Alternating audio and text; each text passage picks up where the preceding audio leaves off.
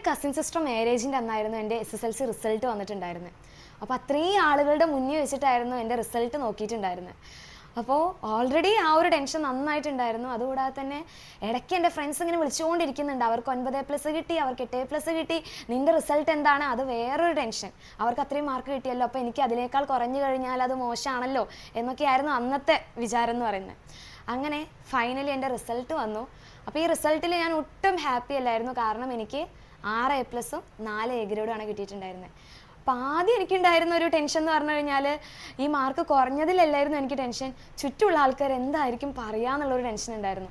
അപ്പോൾ ഞാൻ വിചാരിച്ചത് നേരെ ഓപ്പോസിറ്റാണ് നടന്നത്. കാരണം എൻ്റെ പാരൻസ് ആയിക്കഴിഞ്ഞാലും എൻ്റെ കസിൻസ് ആയിക്കഴിഞ്ഞാലും എല്ലാവരും എന്നെ സപ്പോർട്ട് ചെയ്തു.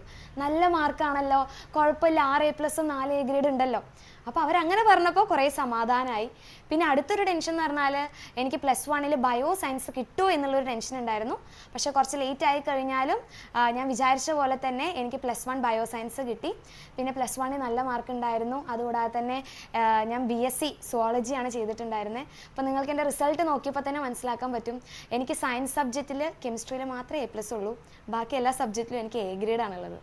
അപ്പോൾ ഞാൻ ചൂസ് ചെയ്തിട്ടുള്ള സബ്ജക്റ്റ് എന്ന് പറഞ്ഞാൽ എനിക്ക് A ഗ്രേഡ് കിട്ടിയിട്ടുള്ള ബയോളജി ആയിരുന്നു. പക്ഷേ എനിക്ക് PG റാങ്കൊക്കെ കിട്ടി. അപ്പോൾ എനിക്ക് തോന്നുന്ന എൻ്റെ ഒരു ഈ SSLC റിസൾട്ട് എന്ന് പറഞ്ഞാൽ എല്ലാത്തിൻ്റെ ഒരു തുടക്കം മാത്രമായിരുന്നു. അതിൽ നിന്നാണ് എനിക്ക് ബാക്കി എല്ലാ സക്സസ്സിലോട്ട് എത്താൻ വേണ്ടി പറ്റിയിട്ടുള്ളത്.